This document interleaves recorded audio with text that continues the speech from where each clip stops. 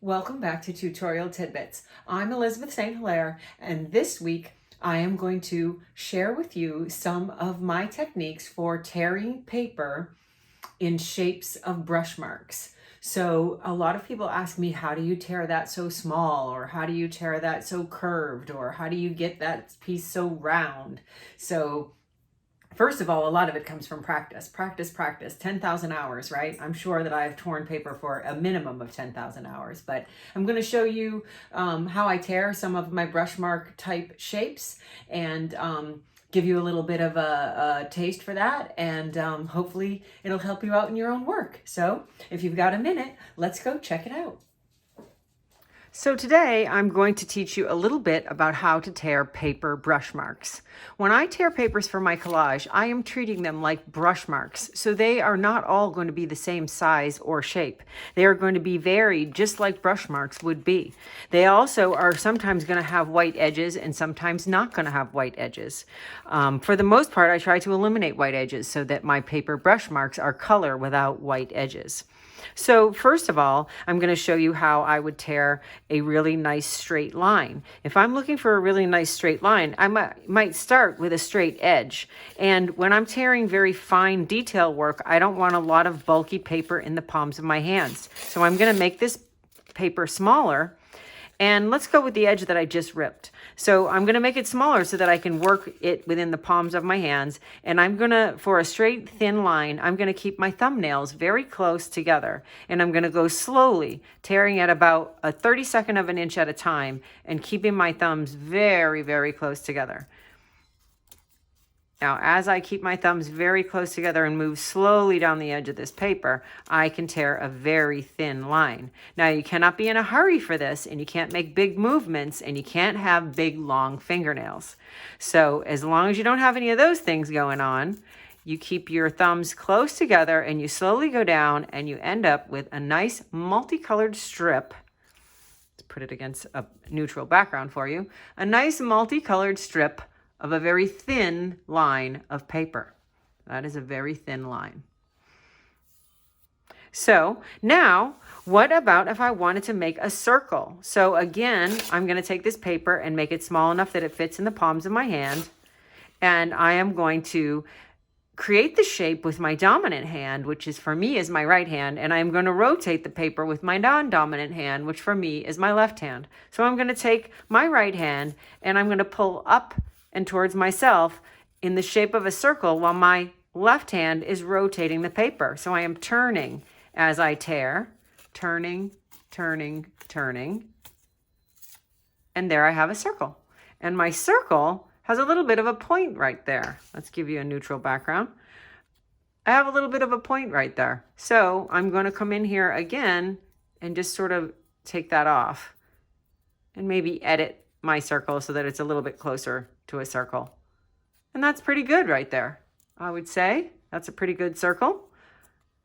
And that is tearing with your dominant hand and rotating the paper with your non-dominant hand. So now we have a circle and a very nice straight thin white, not white, but thin multicolored line. Get that to lay flat. So those are two different brush marks. Now, if I want to make a curved brush mark, I'm going to do the same thing as I did with my circle. I'm going to take my dominant hand and tear a curve, rotating the paper with my non-dominant hand. And here I've got a curve. Now I'm going to come back in and curve the inside. So curving, tearing, rotating, and there I've got a nice curved brush mark. Now let's go to a different paper entirely. This one is a rice paper that is gel printed on the top with red, flipped over and watered down soak through paint with purple. So when I tear this paper, I get purple edges on a red paper. How nice is that? So for this paper, I want to have edges that are going to be purple. So I'm going to turn it upside down and I am going to tear straight so that I get a nice light purple edge. Now for this, I'm going to keep it small, and there's a small sort of curved shape. So that's another different brush mark that we've got. But we've got lovely blue edges on that because we soaked paint all the way through the rice paper.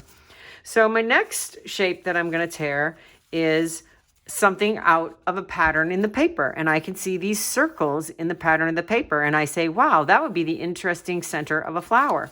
So I'm going to come in there and I'm going to use my fingers very close together and follow around the shape of any pattern in my paper that has been created by stencils or mark making or any other technique that I use. And there I've got this circle in the shape of the circle that was in the paper. Now, if I wanted to tear out that center, I would fold it in half and tear around the center, open it up, and now I've got a circle with a hole in the middle. So there's another different brush mark. Another brush mark that I use is squares. So when I take this piece of paper with the handwriting and a little bit of pinkish red on it, and I want to tear a square, I merely pull up, turn the paper, pull up, turn the paper, and pull up. And now I've got sort of a square shaped brush mark. Now I make oftentimes very tiny tears of little bird eyes patterns, and here are some interesting shapes in the paper. So again, I'm going to keep my thumbs close together and sort of navigate out this interesting pattern that kind of appeared organically in my paper. So there's another interesting shape created by the pattern that came in the paper from stencils and stamping. So there I've got another shape. Now we also need another straight line that's wider and shorter. So we'll go down the side edge of this paper and we'll do a straight piece that's wider and shorter. So we've got a variety of thicknesses and lengths, a variety of arced shapes, big, small, medium. We could make this even smaller. So then we've got a couple of different, and these are organic. You'll notice that my shapes are ending sort of organically. I'm not ending, unless I'm tearing a square, I'm sort of trailing off to an organic, natural pointed edge so that when I lay them next to one another, they visually blend together. So here, the pieces are visually blending one to the next because of that, the way the shape is torn to an organic end and not a straight end. So there's a few of my favorite sort of curve shapes. But now now that I tore that big one in half, they're all about the same size. So let's remember that variety of size and shape is the key. So I'm going to now tear a smaller curved brush mark to go with that. So we've got smaller ones. And we need to tear also a smaller circle.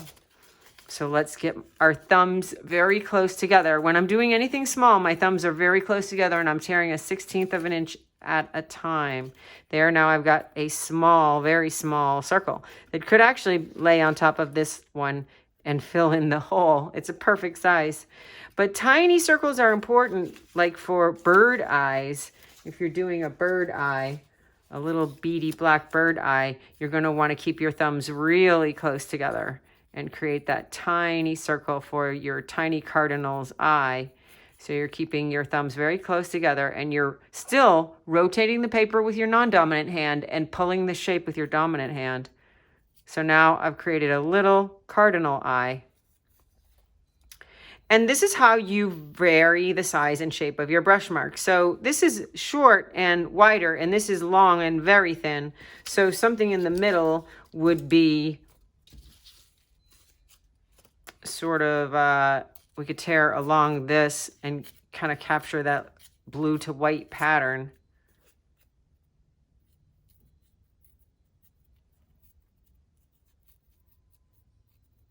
And now I've got another sort of straight line that's longer and a little bit thinner than this one. So this is the variety. Also tearing a smaller square. I don't use too many squares unless I'm doing sort of a mosaic tile background, but you never know. And just some random organic shapes. So creating just some sort of chunkier brush marks as well.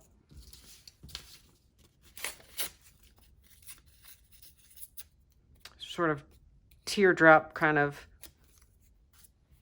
brush type shapes. So the idea is to have a variety of size and shape in the tears of your paper, and not to be inclined to constantly be tearing the same 1 inch by 1/2 inch shape, because that happens sometimes. People get comfortable with one sort of movement and they continue to tear it the same way all the time. So there you have some paper brush marks, a wide variety of size and shape from your paper palette. Happy Friday, and thank you for being here.